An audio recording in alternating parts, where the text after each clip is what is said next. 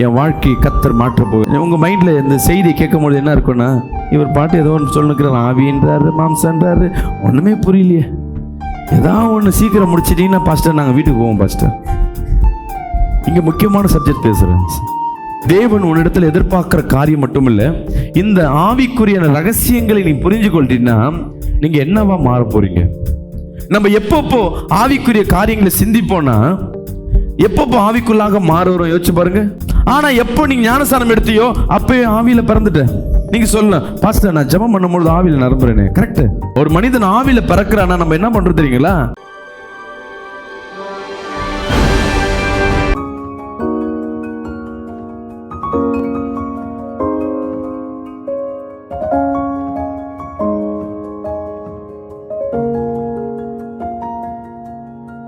இந்த நாள் கர்த்தர் நம்மோடு பேசுகிற வார்த்தை, கைகளை வேதத்தை எடுத்துக்கொள்வோம். யோவான் 3ஆம் அதிகாரம் 8ஆம் வசனத்தை வாசிக்க கேட்போமா? காற்றானது தனக்கு இஷ்டமான இடத்திலே வீசுகிறது.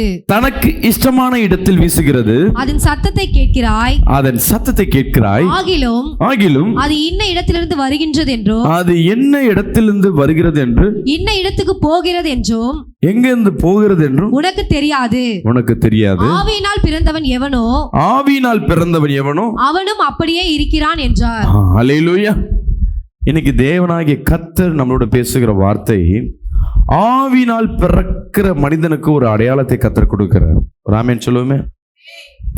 இன்னைக்கு வந்திருக்கிற வார்த்தையை கேட்கிற என் அன்பு சகோதரி சகோதரியே, நாம் ஆவினால் பிறக்கப்பட்டவர்களாய் காணப்படுகிறோம். ராமேன் சொல்லுவோமே. அந்த ஃபேன் மேல இருக்க காத்தை என்ன பண்ணும், உள்ள அனுப்பிவிடும். இங்க எக்ஸாஸ்ட் ஃபேன்லாம் வைப்பாங்க, பார்த்துருக்கீங்களா? சமையல் கட்டில எல்லாம் அனலை வெளியே தள்ளணும்னு. அந்த ஃபேனு தலைக்கில இருந்தா இது அப்படியே, இது மேல இருக்க காத்தை உள்ள அனுப்பும், அது உள்ள இருக்க காத்தை வெளியே அனுப்பும். அப்போ மொத்தத்தில் காத்தை உருவாக்கல, காத்தை கொண்டு வருகிற இடம் தான் ஃபேன். தேவன் சொல்லிட்டாரு, காத்து அடிக்கும், அதை உணர முடியும். ஆனா எங்கேருந்து வருது எங்க போகுதுன்னு கூட நம்மளால என்ன பண்ண முடியாது, சொல்ல முடியாது. அதே போலதான் ஆவியில பிறக்கப்பட்ட மனிதனும் இவ்வாறாக இருப்பான்னு சொல்லிட்டு, இது உங்களுக்கு சற்று புரியாம இருக்கலாம். இதே யோவான் 3ஆம் அதிகாரம் 1லிருந்து 3 வரையும் கொஞ்சம் படிப்போமா? யூதர்களுக்குள்ளே அதிகாரியான நிகேமு எனப்பட்ட பரிசேயன் ஒருவன் இருந்தான். பரிசேயர் ஒருத்தர் இருந்தான். அவன் ராக்காலத்திலே இயேசுவை சந்திக்க என்ன டைம்ல வர? ராக்காலத்திலே, இரவு நேரங்கள்ல இயேசு கிறிஸ்து ஊழியெல்லாம் செஞ்சுட்டு ரெஸ்ட் எடுத்துட்டு இருக்காரு. இவன் அதிகாரி பார்க்கிறான், யார் இந்த மனிதன்?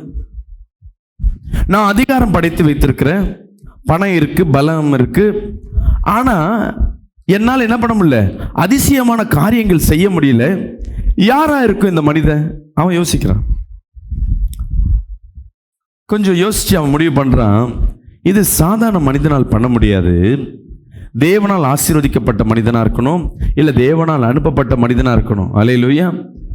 அப்படிதான் இருக்கும்னு சொல்லிட்டு அவன் இடத்துல போயிட்டு என்ன பண்றாரு, இவன் பேசுறான், இயேசு கிட்ட பேசுறான். படிங்க. இயேசுவிடத்தில் வந்து ரபி, நீ தேவனிடத்திலிருந்து வந்த போதகர் என்று அறிந்திருக்கிறேன். எனக்கு தெரிஞ்சு போயிடுச்சு நீ யாருன்ட்டு. நீ தேவனிடத்திலிருந்து வந்த போதகர்னு எனக்கு தெரியும். ஒன்னு தேவன் பிள்ளைன்னு சொல்லல, தேவனிடத்திலிருந்து அனுப்பப்பட்ட போதகர்னு எனக்கு தெரியும். தன்னுடனே தேவன் இராவிட்டால், ஒருவனும் தன்னுடனே தேவன் இராவிட்டால் செய்கிற இப்படிப்பட்ட அற்புதங்களை செய்ய மாட்டான் என்றான். நீ செய்கிற அற்புதங்களை செய்ய மாட்டான். யாரும் செய்ய மாட்டாங்க. இப்படிப்பட்ட ஸ்பெஷலான அற்புதங்கள்லாம் தேவனால் அனுப்பப்பட்ட மனிதன் தான் செய்ய முடியும். நீ தேவனுடைய ஸ்பெஷல். இப்ப இயேசு கிறிஸ்து என்ன பண்றான், புகழுகிறான். அவர் வல்லமை சொல்லி புகழுகிறான். இதற்கு இயேசு கிறிஸ்து என்ன சொல்லணும்? ஆமா, நீ அப்படி நீ சொல்றது உண்மைதான் சொல்லியிருக்கணும், இல்லை இல்லைன்னு சொல்லியிருக்கணும், இல்லை உனக்கு என்னப்பா வேணும்னு கேட்டிருக்கணும். இதெல்லாம் கேட்காம அவன் கேட்கறதுக்கு பதிலாக ஒரு பதில சொல்றான். படிங்க. இயேசு அவனுக்கு பிரதியுத்தரமாக, ஒருவன் மறுபடியும் பிறவாவிட்டால் தேவனுடைய ராஜ்யத்தை காண மாட்டான் என்று மெய்யாகவே உனக்கு சொல்லுகிறேன் என்றார். அல்லேலூயா. இங்க புரியாத மாதிரி இருக்கும், ஆனா இன்னைக்கு உங்க வாழ்க்கைக்கு ரொம்ப ரொம்ப ரொம்ப முக்கியமான செய்தி இது. தேவன் கிட்ட இவன் சொல்றான், நீங்க தேவனால் அனுப்பப்பட்ட மனிதன், இவ்வளோ அற்புதங்கள்லாம் செய்றீங்க அப்படின்னு சொல்லிட்டு அவன் புகழும் பொழுது தேவன் சொல்லுகிறார், ஒருவன் படிங்க, மறுபடியும் பிறாவிட்டால் தேவனுடைய ராஜ்யத்தை காண மாட்டான் என்று மெய்யாகவே மெய்யாகவே உனக்கு சொல்லுகிறேன் என்று. நான் கேட்குறேன், ஏசப்பா சொன்ன பதிலுக்கும் அவன் கேட்ட கேள்விக்கு சம்மந்தம் இருக்கா? ஒரு சம்மந்தம் இல்லை. அவன் சொல்றான், ஏசப்பா புகழ்றான். இவர் சொல்றாரு, ஒரு மனிதன் என்ன பண்ணுமா? மறுபடியும் பிறவாவிட்டால் தேவனுடைய ராஜ்யத்தை காண முடியாது. இப்ப அவன் நான் தேவனுடைய ராஜ்யத்தை நான் காணணும், எனக்கு ஹெல்ப் பண்ணுங்க சொல்லுங்கன்னு ஏதாவது கேட்டானா? கேட்கல.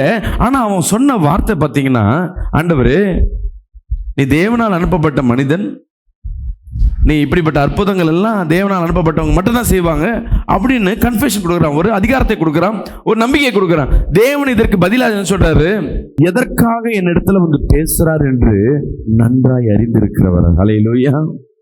நம்ம பேசுவதற்கு முன்பாகவே, நீ ஜெபம் பண்ணுவதற்கு முன்பாகவே என் தேவனாகிய கர்த்தருக்கு நீ எதற்காய் வந்திருக்கிற, நீ என்ன ஜெபம் பண்ண போற, என்ன சூழ்நிலைக்காய் வந்திருக்கிறேன் என்று என் தேவனாகிய கர்த்தர் அறிந்திருக்கிறார். ஒரு ஆமென் சொல்லுங்களேன், சத்தமா சொல்லுவோமே. ஹல்லேலூயா.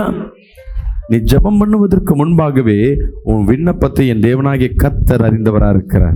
நீ சபைக்குள்ள உள்ள வரும்பொழுதே நீ என்ன நோக்கத்துல வந்திருக்கிறன்னு என் தேவனுக்கு தெரியும். நீ ஜெபிக்க முழங்கால் போடும் பொழுது நீ என்ன நோக்கத்திற்கு உள்ள வந்திருக்கன்னு தெரியும். இல்ல சும்மாதான் நீ எப்படி இருக்கேன்னு விசாரிக்கணும். ஒரு வருஷமாச்சு விசாரிக்கல, இப்ப மட்டும் ஏன் விசாரிக்கிற?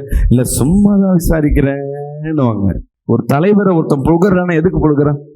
ஐயா வாழ்க அம்மா வாழ்கன்னு கட்சிக்காரங்க என்ன தலைவரை பார்த்து ஏதோ அரசு வேலை, ஏதோ ஒரு உதவிக்காக என்ன பண்ணுவாங்க, ஐயா ஐயா நீங்க தான் சூப்பர், நீங்க தான் சூப்பர். சில இடத்துல சில வேலை வாங்குவதற்காக அவங்க போகும்போதுலாம் என்ன பண்ணுவாங்க, முகஸ்துதி பண்ணிக்கொண்டே இருப்பாங்க. ஆனா என் தேவனுக்கு தெரியும் நீ எந்த சூழ்நிலையில் இருக்கிறன்னு. என் அன்பு சகோதரி சகோதரி, தேவனுடைய இருதயத்தை கொஞ்சம் புரிஞ்சுக்கொள்ளுங்க. இயேசுவிடத்துல வந்து அவன் புகழும் பொழுது அவன் தெரிஞ்சு போச்சு, அடுத்தது இவன் என்ன கேட்க போறான்? என்கிட்ட பணம் இருக்கு, பொண்ணு பொருள் இருக்கு, ஆனா உம்முடைய அபிஷேகம் எப்படிப்பட்டது, இப்படிப்பட்ட அற்புதங்கள் செய்யறியே, இது எப்படின்னு அடுத்த கொஸ்டின் அவன் கேட்கறதுக்கு முன்பாக தேவன் சொல்றார், இதெல்லாம் தேவ ராஜ்யம். ஹல்லேலூயா. இதெல்லாம் பரலோகத்துக்கு உண்டான காரியம். இதை சாதாரணமா நீ என்ன பண்ண முடியாது, இதை பெற்றுக்கொள்ள முடியாது, கேட்க முடியாது, அனுபவிக்க முடியாது. இதை நீ பெற்றுக்கொள்ளணும், நீ இதை அனுபவிக்கணும், இதை பத்தி புரிஞ்சு கொள்ளணும்னா நீ மறுபடியும் நீ பெறாவிட்டால் தேவ ராஜ்யத்தை. அவனுக்கு தெரிஞ்சு போயிடுச்சு இவர் எதை குறிச்சு பேசுறாரு. ஆனா படிக்கிற நமக்கு என்ன தெரியல, இவங்க ரெண்டு பேரும் எதை குறிச்சு பேசுறாங்கன்னு தெரியாது. இவர் எதை கேட்கிறாரு, இவர் எதை சொல்றாரு, இவர் எதை தேவராஜ்யத்தை குறிச்சு அவருக்கு சொல்றாரு. இல்ல, ஒவ்வொரு மனிதனும் தெரிந்து கொள்ள வேண்டிய விஷயம், நம்ம என்ன காரியத்திற்காய் நம்ம மறுபடியும் விடுக்கப்பட்டோம். உடனே இவன் கேட்கிறான், 4ஆம் வசனத்தை படிங்க. அதற்கு ஒரு மனுஷன் முதிர் வயதா இருக்கையில், அது நிக்கதேமு கேட்கிறான், ஒரு மனுஷன் முதிர் வயதா இருக்கும் பொழுது திருப்பியும் தாய் வயிற்றுக்குள்ள போயிட்டு ஒருத்தன் மறுபடியும் ஒருத்தன் பிறக்கிறானா ரெண்டு விதத்துல பிறப்பான். ராமேன் சொல்லுமே, ஒருத்தன் மறுபடியும் ஜலத்தினால பிறப்பான், ஆவினால பிறப்பான். இந்த ரெண்டுமே ஒன்னாவதுன்னா அவன் பெரிய காரியங்களை செய்வான். விசுவாசிக்கிறாமேன்னு சொல்லுவோமே. இங்க வந்திருக்க நம்ம எல்லாம் ஞானஸ்தானத்தை எடுத்திருப்போம். நீ ஞானஸ்தானம் எடுக்கலைன்னா உடனே என்ன பண்ணு, மீண்டும் தேவ சமூகத்துல வந்து காத்திருந்து அந்த ஞானஸ்தானத்திற்கு நேரம் ஒப்புக்கொடு, உன் வாழ்க்கை மாறும். விசுவாசிக்கிறாமேன்னு சொல்லுவோமே. இந்த ஞானஸ்தானத்துக்கு நேரம் நான் கொண்டு போகல, ஞானஸ்தானம் எடுத்தவர்களுக்காக நான் பேசுறேன். இப்ப நம்ம ஞானஸ்தானம் எடுத்தாச்சு ஜலத்தினால. யோவான் ஸ்நானகர் ஜலத்துல ஞானஸ்தானம் கொடுக்கும் பொழுது அவர் சொல்றார், அவரை குறிச்சு எல்லாம் கேட்கிறாங்க, நீங்க யார், எலியாவா, தேவனால் அனுப்பப்பட்ட தீர்க்கதரிசியா, இல்ல வரப்போற மெஸ்ஸியாவா? அவர் சொல்றார், இல்ல இல்ல நான் அவர்லாம் கிடையாது, அவர் பாதரட்சிய கழுவ கூட நான் தகுதியற்றவன், அவர் எனக்கு பின் வராரு, இந்த கூட்டத்துல தான் அவர் இருக்கிறார் சொல்லிட்டு சொல்றாரு, நானும் ஜலத்துல கொடுக்கிறேன், எனக்கு பின் வருகிறவர் ஆவிலும் அக்கினியிலும் ஞானஸ்தானத்தை கொடுப்பார். சத்தமா சொல்லுங்க, ஆவினாலும் அக்கினினாலும் அவர் ஞானஸ்தானத்தை கொடுப்பார். இதே யோவான் 3ஆம் அதிகாரம் 2ஆம் வசனத்தை ஃபுல்லா வீட்டில் போய் படிச்சு பாருங்க. இந்த வார்த்தைகள் எல்லாம் கொடுக்கப்பட்டிருக்கும். அப்போ நம்ம ஒரு மனிதன் ஞானஸ்தானம் என்பது தண்ணீர்ல முழுங்கி எழுந்திருப்ப வாழ்க்கை அல்ல, அவன் மீண்டும் ஒரு பிறவி எடுக்கிறான் என்று அவனுக்குள்ள ஒரு உணர்வு ஏற்படணும். விசுவாசிக்கிறாமே சொல்லுவேமே. பாஸ்டர் சொல்லிட்டார் கட்டாயத்தினால, பாஸ்டர் அம்மா சொல்லிட்டாங்க, அக்கம் பக்கத்துல சொல்லிட்டாங்க, நானும் ஜெயிலுக்கு போறேன்னு மாதிரி நானும் சபைக்கு போறேன்னு வந்துட்டு என்ன பண்றாங்க, முழுங்கி எழுந்துருவீங்க. அப்பா நானும் ஒயிட் அண்ட் ஒயிட் போட்டேன், இன்னிலேருந்து பிரச்சனை இல்லை, நானும் என்ன பண்ணுவேன், திருவிந்து எடுப்பேன். ஏன் திருந்து எடுக்கிற, ஏன் ஞானஸ்தானம் எடுக்கிற, ஒரு புரிதல் இருக்காது. நீ ஜலத்தினால நீ எல்லாரும் சொன்னாங்கன்னு உள்ள போயிட்டு எந்திரிச்சு வந்தாலும் உன் வாழ்க்கையில மறுபிறவி இருக்காது. அங்க தேவனுடைய இயேசுவனுடைய ஆளுகை உன் மத்தியில இருக்குன்னா அங்க ஆவியிலும் அக்கினியிலும் நீ மீண்டும் பிறக்கப்படுகிற மனிதனாய் மாறுவேன். ஹல்லேலூயா. விசுவாசிக்கிறாமே சொல்லுவோமே. ஹல்லேலூயா. நிச்சயமாகவே அந்த புரிதல் உனக்குள்ள இருக்கணும். நான் ஆவியிலும் அக்கினியிலும் நான் மீண்டும் நான் பிறக்கிறேன். இங்க தேவன் சொல்லுகிற ஒருத்தன், திரும்பி படிங்க 9. ஒருவன் ஜலத்தினாலும் ஆவியினாலும் பிறவாவிட்டால், ஒருவன் ஜலத்தினாலும் ஆவியினாலும் பிறவாவிட்டால் தேவனுடைய ராஜ்யத்தில் பிரவேசிக்க மாட்டான் என்று. இங்க ஃபர்ஸ்ட் சொல்றாரு, ஒருத்தன் மறுபடியும் பெறாவிட்டா என்ன பண்ண, தேவராஜ்யத்தை பார்க்க முடியாது. இந்த பிறப்பு குறிச்சு அவர் என்ன சொல்றாரு, ஒருவன் ஜலத்தினாலும் ஆவியினாலும். அப்பனா அவன் கிட்ட சொல்றாரு, நீ முதல் இந்த நன்மை எல்லாம் பெற்றுக்கொள்ளணும், முதல் ஞானஸ்தானம் தேடு.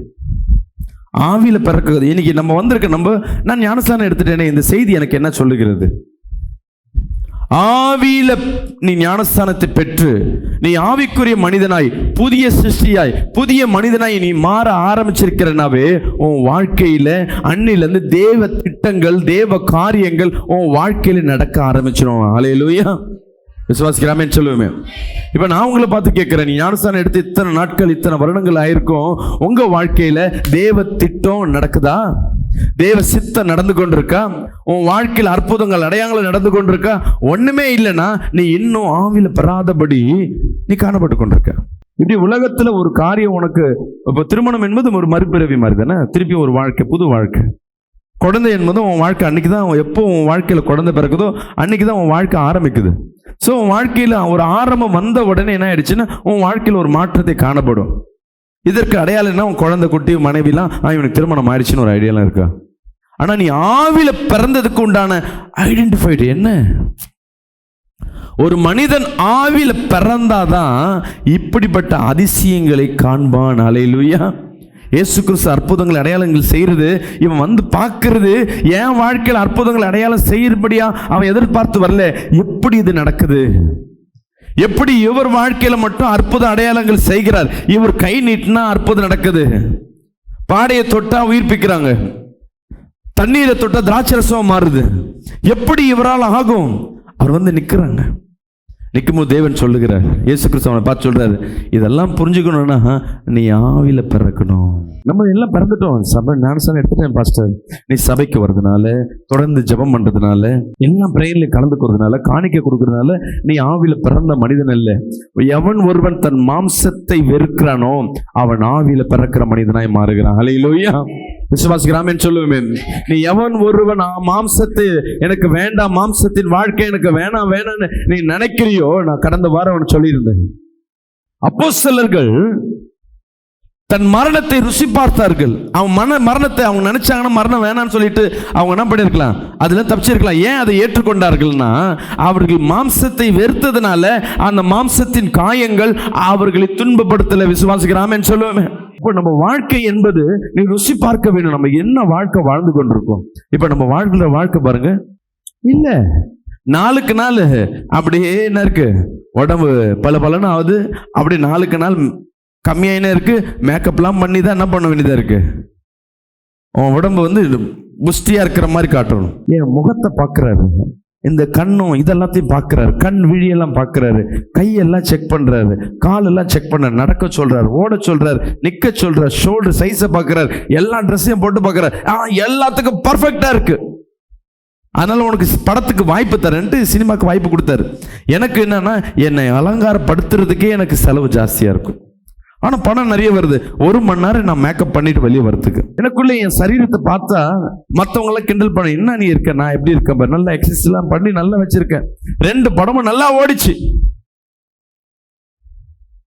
இப்போ யாரோ ஒருத்தர் சொந்தக்கார பார்க்க போகும்பொழுது அவங்க ஒரு சினிமா ஆக்டர் வீட்டுக்கு போகிற சூழ்நிலை வந்தது.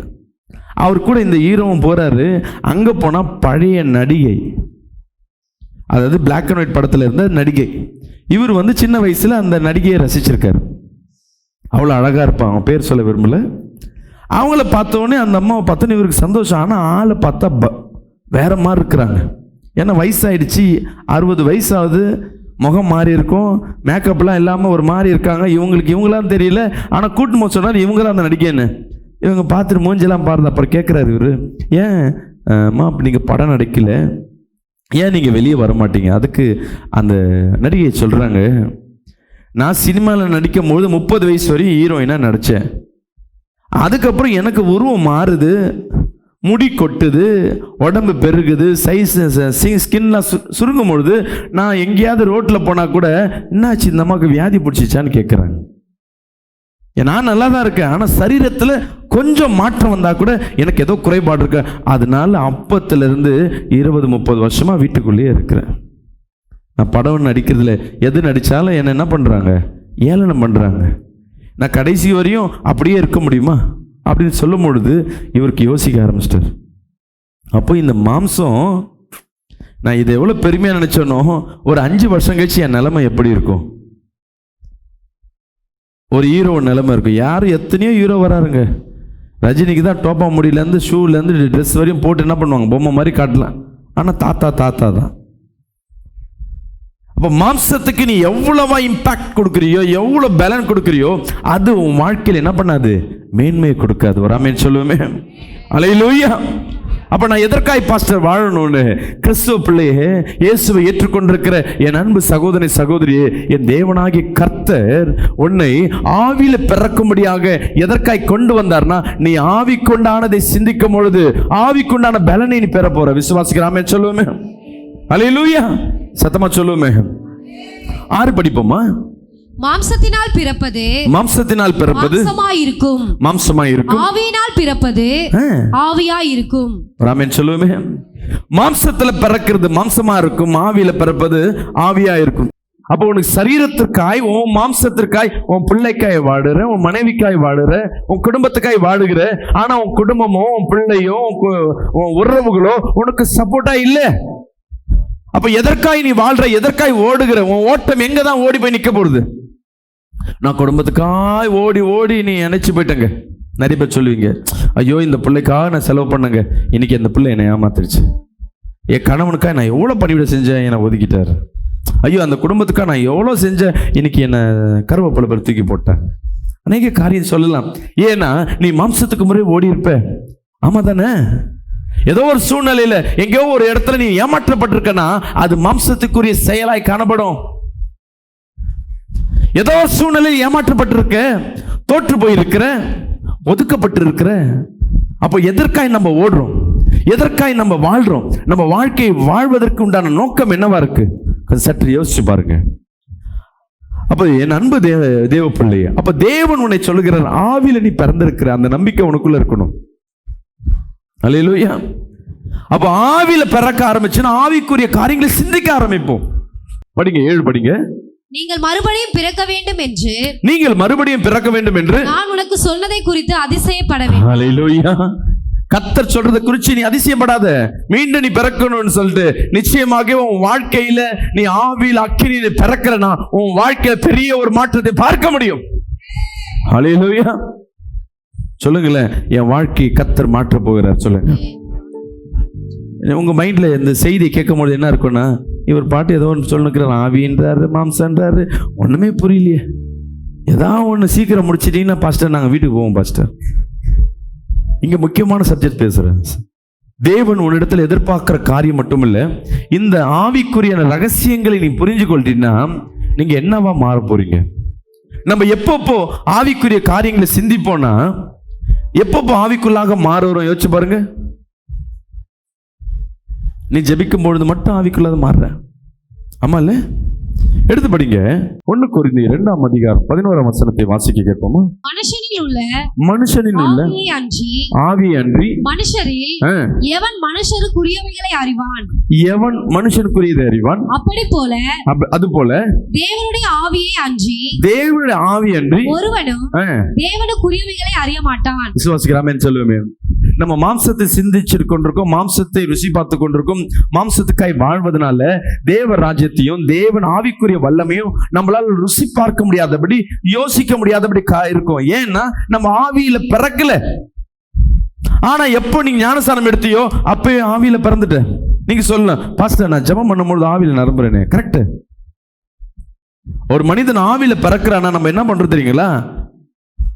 ஜெபம் பண்ணும் போது ஆவியில பிறக்கிறோம், ஞாயிற்றுக்கிழமை பிறக்கிறோம், திருப்பி எப்ப சாப்பிட்றோம்? இங்கேருந்து வீட்டுக்கு போனவனே ஞாயிற்றுக்கிழமை செத்து போயிடுறோம், திருப்பி செத்த பணமா இருக்கிறோம், மாம்சத்துக்கு வாழ்றோம். திருப்பி நான் சண்டே வரும்போது திருப்பி ஒரு மணி நேரம் என்ன பண்றோம்? திருப்பி நான் உயிர் பெற்ற மாதிரி அப்படி அன்னைய பாஷை, ஓ கத்தருக்குள்ள வந்துட்டேன், நான் பொட்டெல்லாம் எடுத்தாச்சு, அப்படி பரிசுத்தமாய் போறது, ஸ்தோத்திரம் சொல்றது, பைபிள் கைமா இருக்கிறது. இங்க இந்த வீட்டுக்கு போகும்பொழுதே கறி கடையை தான் பார்த்துட்டு போறது. நிறைய பேர் பாஸ்டர் எப்போ விடுவார், இவர் பாட்டு லேட்டாக விடுறார், வீட்டில் இன்னைக்கு ஒரு நாள் தான் இருக்கும், நாங்கள் சமைக்கணும். இது மாம்சத்துக்கு உண்டானது. பாஸ்டர் நீங்கள் எவ்வளோ நேரம் வேணா வைங்க, எனக்கு சாப்பாடே வேணாம், நான் ஜபத்திலேயே இருக்கிறேன்னா இது ஆவிக்குரியான காரியம். எத்தனை பேர் இதை யோசிக்கிறீங்க? போன அமாவாசை அன்னைக்கு வெறும் 3 மணிக்கு தான் விட்டேன், வேற எதுவும் கம்மியாக விடல. நிறைய பேர் என்னை திட்டாத குறை, பாஸ்டர் இவ்வளோ நேரம் வச்சு நிற்கிறாரு, சாப்பாடு சீக்கிரம் கிடைக்கல. கரெக்ட், உங்கள் பலவீனம், மாம்சத்துக்கு உண்டான பலவீனம். ஆனால் ஆவிக்குறான எப்படி நம்ம டைமுக்கு இந்த காலையில் இப்போ காலையில் சாப்பிட்டா தான் இந்த மதியானம் வரையும் ஓடுவோம். இதெல்லாம் புரிஞ்சுக்கிட்டு என்ன பண்ணுறோம்? 3 வேளையை கரெக்டாக சாப்பிட்றோம், இடையில ஸ்நாக்ஸ் சாப்பிட்றோம், இடையில டீ சாப்பிட்றோம், கூல்ட்ரிங்க் சாப்பிட்றோம், அநேக காரியம் சாப்பிட்றோம். இதெல்லாம் உன் எனர்ஜிக்கு, இது சாப்பிட்டா நான் நல்லா இருப்பேன், எனக்கு சுவையானதுன்னு. அதே போல் ஆவிக்குண்டான ஆகாரத்தை நீங்கள் கொண்டு வரீங்களா? உங்கள் வாழ்க்கையை கொஞ்சம் யோசிச்சு பாருங்க. வாரத்தில் ஒரு நாள் பிறக்கிறீங்க, உடனே இறந்து போறீங்க, செத்த பணமா இருக்கீங்க, திருப்பி ஆலயத்துக்குள்ள வந்து திருப்பி என்ன பண்ணுவீங்க? ஏதோ ஒரு சம்பவத்தில் பாஸ்டரோ இல்லை உங்க வீட்டில் ஒரு பிரேயர் நடந்தா அன்னைக்கு திருப்பியும் பிறப்பீங்க, திருப்பியும் செத்து போயிடுவீங்க. தேவனுக்கு இது பிரியமா இருக்குமா? ஒரு மனிதன் பிறந்தா அவன் வளரணும். அல்லேலூயா. அவன் நாளுக்கு நாள் வளர்ச்சி அடைய தேவனுடைய அதிசயங்களையும் அற்புதங்களையும் அவன் வாழ்க்கையில காண முடியும். அல்லேலூயா. விசுவாசிக்கிறாமே சொல்லுவோமே. தேவன் என் வாழ்க்கையில என்ன திட்டத்தை வைத்திருக்க கொஞ்சம் யோசிச்சு பார்த்திருக்கீங்களா? நீங்க கவனிங்களா, என்ன பார்த்து கவனிங்க. நீ சாதாரண மனிதன் இருந்தீன்னா உன் வாழ்க்கை அப்படியே போகும். நீ தேவனுக்கு உண்டான காரியங்களை சிந்திக்க ஆரம்பிச்சா தேவன் உன் வாழ்க்கையில மாட்டுகிற காரியம் விசேஷமாய் காணப்படும். ஹல்லேலூயா. நீ அடுத்த வருஷம் நம்ம யோசிப்போம், அடுத்த வருஷம் நான் என்ன பண்ண போறேன், அதிகபட்சம் யோசிப்போம். ஐயோ லேட் ஆகுது, திருமணம் ஆகலையே, அப்படி யோசிப்போம். என் பிள்ளைக்கா என்ன பண்றது, இதெல்லாம் உங்களுடைய யோசனை. ஆனா நீ ஆவியில பிறக்க ஆரம்பிச்சுன்னா உன் சிந்தனைகள் வேற மாதிரி இருக்கும். ஒரு ஆமேன் சொல்லுங்களேன், சத்தமா சொல்லுவேன்.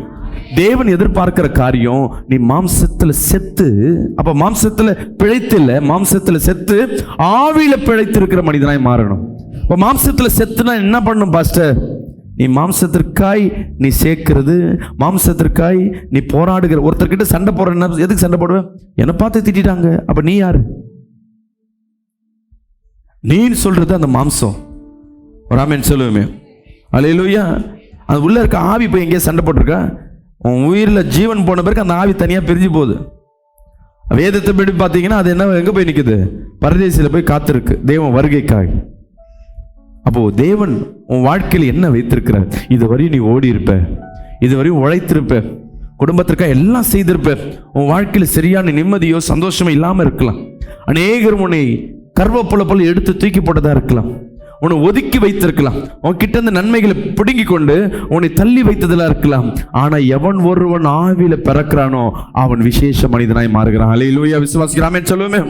இந்த மாம்சத்துக்கு உண்டான காரியங்கள், மாம்சத்துக்காய் தனக்காய் வாழுகிறவன் அவன் தன்னுக்குள்ள பலனா இருப்பான் தவிர ஆனா உலகத்திற்கு அவன் வெளிச்சமா இருக்க மாட்டான். விசுவாசிக்கிறாமே சொல்லுவேன். எவன் ஒருவன் ஆவிக்குள்ளாக பிறக்கிறானோ அவன் உலகத்திற்கு வெளிச்சமா இருப்பான். ஆமென் சொல்லுங்களா. நீ மாம்சத்திற்கு உன் பிள்ளையும் தான் பார்ப்ப. நீ ஆவிக்குள்ளாக நீ பிறக்க ஆரம்பிச்சுன்னா உலக பிள்ளைகளுக்காக நீ போராட ஆரம்பிப்ப, அவங்களுக்காக ஜெபிக்க ஆரம்பிப்ப. நீ கொடுக்கணும்னு நினைச்சாவே எங்க இருக்கிற ஆசீர்வாதம் உன்னை தேடி தானா வரும். நீ தேவ ராஜ்யத்தை குறித்து நம்ம யோசிக்கிறதே இல்லை. தேவன் எப்படி இருப்பார் என்னைக்காவது நம்ம யோசிச்சிருப்போமா? பரலோகம் எப்படி இருக்கும்? நம்ம இந்த 60 வயசுக்கு அப்புறம் இங்கேருந்து போன பிறகு, 70 வயசுக்கு அப்புறம் இங்கேருந்து போன பிறகு பரலோகத்தில் நமக்கு ஒரு இடம் இருக்குன்னாங்க, அது எப்படி இருக்கும்? நம்மளே இங்கேயே யோசிச்சு பாருங்க. நம்ம அடுத்த வருஷம் ஒரு வீட்டுக்கு போறோம்னா என்ன பண்றோம்? முன்னாடியே போய் அந்த தெருவு எப்படி இருக்கு, பக்கத்துல கடை இருக்கா, எல்லாமே செக் பண்ணிக்கிறோம். ஒரு பொண்ணு, ஒரு பையனையோ ஒரு பொண்ணையும் நம்ம என்ன பண்றோம், கொடுக்குறோம்னா என்ன பண்ணுவோம்? அந்த வீடு எப்படி இருக்கு, அக்கம் பக்கத்துல எப்படி இருக்கு, போற பிள்ளைக்கு எல்லாமே கையில கிடைக்குதா, இதெல்லாம் நம்ம செக் பண்ணுவோம். ஆனா பரலோக ராஜ்யத்திற்காக என்னைக்காவது நீங்க வாஞ்சியா இருந்திருக்கீங்களா? எப்பப்போ உங்களுக்குள்ள அந்த வாஞ்சை வருகிறதோ அன்னைக்கு நீங்க ஆவியில பிறந்து கொண்டிருக்கீங்கன்னு அர்த்தம். ஹல்லேலூயா. என் பிள்ளைக்காவே நினைச்சு நொந்து போறேன். இது மாம்சம். நீ மாம்சத்தோடு போராடினா அது தோற்று தான் போக போற. ஆனா நீ ஆவியில பலப்பட நீ துதிக்க ஜெபிக்க உன் மாம்சங்கள் பலப்படும். ஒரு ஆமென் சொல்லுவோமே. உன் குடும்பங்கள் பலப்படும். நீ எதை வேணான்னு சொல்லுகிறியோ அது எல்லாம் உன்னை சூழ்ந்து இருக்கும். விசுவாசிக்கிற ஆமென் சொல்லுவோமே. ஹல்லேலூயா சொல்லுமே. கை நெஞ்சில வச்சு சொல்லுங்களேன். நான் மாம்சத்துக்குரியவன் அல்ல. சத்தம். நான் மாம்சத்துக்குரியவன் அல்ல. நான் ஆவினால் பிறக்கப்பட்டவன். நான் புதிய மனிதன். அந்த சபையில மட்டும் நீ பலனா இருக்க. நிறைய பேர் சொல்லுவாங்க நான் சபையிலுக்கு வந்தா நல்லா இருக்கிறேன், வீட்டுக்கு போனா அதே பல வேணும். காரணம் என்னன்னா நீ வீட்டுல போனா செத்து போகுது. மீண்டும் இந்த ஆவியை நீ பலப்படுத்த கர்த்தர் சொல்லுகிறார், நீ அறியாததும் எட்டாததுமான பெரிய காரியங்களை கர்த்தர் உன் வாழ்க்கையில செய்வார். ஹல்லேலூயா. இந்த நூற்றுக்கு அதிபதி எதுக்கு வந்து இயேசுவிடத்துல டவுட் கேட்கிறான்னா, அவனுக்கு அந்த அவர் செய்யற அற்புதத்தின் மேல ஒரு சின்ன ஆசை. எப்படி செய்யறாருன்னு அதுக்கு தேவன் சொல்லுகிறார், இதை தெரிஞ்சுக்கணும், தேவராஜ்யத்தை கத்துக்கணும். நீ தேவராஜ்யத்தை குறித்து நீ புரிஞ்சுக்கொள்ளணும். அப்போ நீ ஆவியில பிறக்க ஆரம்பிக்கணும். விசுவாசிக்கிறாமே சொல்லுவேன். எடுத்து படிங்க. 1 கொரிந்தியர் 12:11 படிங்களா. இவைகளை எல்லாம் அந்த ஒரே ஆவியானவர் நடப்பித்து, இவைகளை எல்லாம் அந்த ஒரே ஆவியானவர் நடப்பித்து தமது சித்தத்தின்படியே அவனவனுக்கு பகிர்ந்து கொடுக்கிறார். ஹல்லேலூயா. அவர் சொல்லுகிறார், என் ஆவியில பிறந்த பிள்ளைகளுக்கு நான் வரங்களை நான் பகிர்ந்து கொடுக்கிறேன். நம்ம நினைப்போம் வரங்கள்லாம் ஜெபிக்கிறவங்களுக்கு தான், ஊழியக்காரங்களுக்கு தான். ஒரு ஊழியக்காரன் என்கிட்ட சொல்றாரு, 9 வரங்களும் எல்லாருக்கும் செயல்படாது பாஸ்டர், வசனமே சொல்லுது. என்ன பண்றாரு, பகிர்ந்து கொடுப்பேன்னு சொல்லிட்டு அவங்க மெசேஜ் கொடுக்கறதுல, வார்த்தையை கொடுக்கறதுல அவருக்கு கிருபை, நீங்க கட்டு ஒடுக்கிறதுல கிருபை. நான் சொல்றேன் இல்ல, தேவன் கொடுக்க நினைச்சிட்டா கிள்ளி கொடுக்கிறவர் அல்ல, அள்ளி கொடுக்கிறவர். விசுவாசிக்கிறாமேன்னு சொல்லுவேன். அவர் வரங்களை 9 வரங்களை 1 கொரிந்தியர் 12 நீங்க படிச்சு பாருங்க. 9 வரங்களை குறித்து சொல்லப்பட்டிருக்கும். படிங்களா. 1 கொரிந்தியர் 12 4 படிங்களா. வரங்களில் வித்தியாசங்கள் உண்டு. ஆவியானவர் ஒருவரே. இங்க பாருங்க, ஆவியானவர் ஒருவர் தான். இந்த வரங்களுக்கு கிரியை செய்கிறவர் பிதாவானவர் இல்ல, இயேசு கிறிஸ்து இல்ல, ஆவியான ஒருவர் தான். ஊழியங்களிலேயும் வித்தியாசங்கள் உண்டு. ஊழியங்கள்ல வித்தியாசம் உண்டு. கர்த்தர் ஒருவரே. விசுவாசிக்கலாமே சொல்லுவேன். வரங்கள வித்தியாசத்தை கொடுக்கிறவர் ஆவியானவர். ஊழியத்தை கொடுக்கிறவர் யாரு? கர்த்தராகிய இயேசு. ஆமென் சொல்லுவோமே. அப்ப ஊழியத்தின் பிரதானர், அவன் பாவத்தை மன்னிக்கிறவர், சுவிசேஷத்தை சொல்லுவது, ஊழியத்தை நடத்துவது, ஊழியம் என்பது எல்லாமே குறிக்கும். வரங்கள் வேற, ஊழியங்கள் வேற. இது 2 சேர்ந்தா எப்படி இருக்கும்? படிங்க. கிரியைகளிலேயும் வித்தியாசங்கள் உண்டு. கிரியைகளில் வித்தியாசம் உண்டு. எல்லாருக்குள்ளும் எல்லாவற்றையும் நடப்பிக்கிற தேவன் ஒரு. ஹல்லேலூயா. விசுவாசிக்கிறாமே சொல்லுமே. இது எல்லாம் வித்தியாசம். ஊழியம் ஒண்ணு, வரங்கள் ஒண்ணு. ஆனா 2த்தையும் நடத்துகிற பிதாவின் சித்தத்தின்படி இந்த 2 காரியம் ஒரு ஊழியத்தில் நடக்க ஆரம்பிக்கும். விசுவாசிக்கிறாமே சொல்லுமே. இந்த பிதா, குமாரன், பரிசுத்த ஆவியானவர் மூவர் ஒருவரா இருக்கிறாங்க.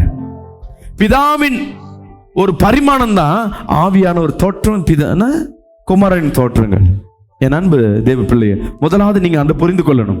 அப்போ வரங்கள்ல வித்தியாசங்கள் உண்டு, ஆனா ஆவியான ஒருவர் தான். அந்த ஆவியான ஒருவர் உன் வாழ்க்கையில இருக்கிறார்னா, நீ ஆவியில பிறக்கப்படுறனா, அந்த வரங்கள் எல்லாம் உனக்குள்ள செயல்படும்ல. வரத்தை சொல்லுமா, படிங்க. ஆவியினுடைய அனுக்கிரகம் அவனவனுடைய பிரயோஜனத்திற்கு என்று அளிக்கப்பட்டிருக்கிறது. அவனவன் பிரயோஜனம் என்ன தெரியுங்களா? நீங்க ஒழுங்கா பிரயோஜனம் என்ன தெரியாம பிசா ஆடுறதெல்லாம் பேய் நினைச்சிட்டு ஓட்டுனா, அந்த பேய் 2 எங்க வீட்டுக்குள்ள வந்து நிற்கும். புரியுதுங்களா? அப்ப அதை அறியறதுக்கு தீர்க்கதரிசனம் வேணும். தீர்க்கதரிசனம் தெரிஞ்சு போச்சு உள்ள என்ன இருக்கு, ஏன் நடக்குதுன்னு. அப்புறமேட்டு என்ன பண்றோம்? பிசாசுகளை துரத்தியாச்சு. அதுக்கப்புறம் என்ன நடக்கும்? படிமா. எப்படியெனில் ஒருவனுக்கு ஆவியினாலே ஞானத்தை போதிக்கும் வசனமும். ஞானத்தை போதிக்கிற வசனம்.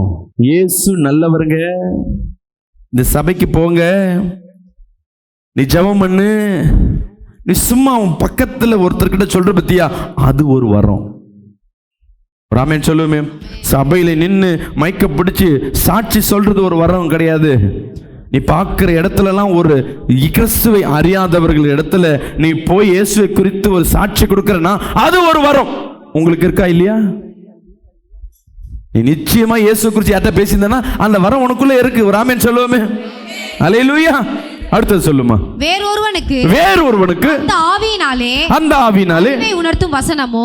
இருங்க அறிவை உறுத்தும் அப்படின்னா என்ன? இப்போ மெசேஜ் நான் கொடுத்துன்னு இருக்கேன், நான் பேசிக்கொண்டிருக்கேன். இந்த மெசேஜ் காது கொடுத்து கேட்குற, பேசும்பொழுது உனக்காகவே பேசுறது போல இருக்கும். உன்னோட அந்த வார்த்தை இடைப்பட்டு கொண்டிருக்கும். இது தேவ வரம் இல்லைன்னா இந்த வார்த்தை உனக்குள்ள கிரியை செய்யாது. உன் டைவர்ட் ஆகினே இருக்கும், உன் சிந்தனை உள்ள இருக்காது. இங்கே 5 நிமிஷம் நான் மெசேஜ் கொடுத்தாலும் உங்களுக்கு 2 மணி நேரம் கொடுக்குற மாதிரி இருக்கும், தூக்கம் வரும். இதெல்லாம் காரணம் என்னன்னா வரங்கள் இல்லை. இன்னைக்கு நிறைய ஊழியக்காருக்கு இல்லைம்மா. ஒரு ஊழியக்கார் மெசேஜ் கொடுத்தா இன்னொரு ஊழியக்கார் கேட்க மாட்டார்.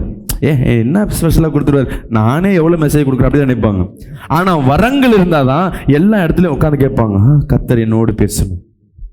அல்லேலூயா. நீ பேசும்பொழுது நிச்சயமாகவே அந்த வார்த்தையை பெற்றுக்கொண்டு போவ. இது ஒரு வரம். அடுத்தது படிங்க.